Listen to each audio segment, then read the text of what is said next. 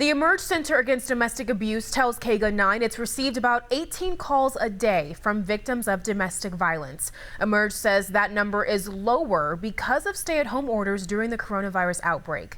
As 9 on Your Side's Rogelio Matos reports, that is not welcome news for victim advocates.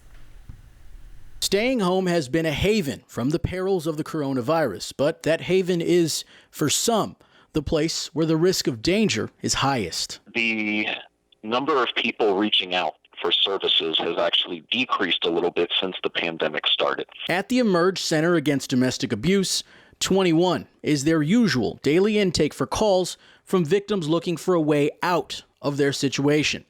Emerge reports to KGUN 9 during the current health crisis, that's down by 15%. It might not seem like a sharp drop, but Emerge says there's more happening in that 15% of calls than the stats reflect. There is more domestic violence happening and less people who have the freedom. Home should be a shelter from the health emergency to which we've all been subject.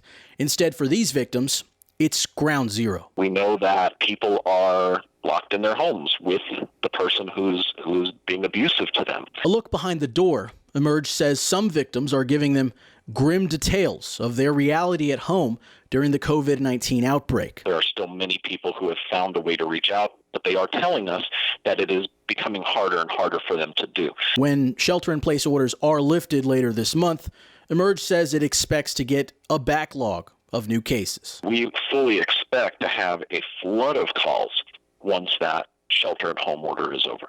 Rogelio Matos, KGUN 9, on your side.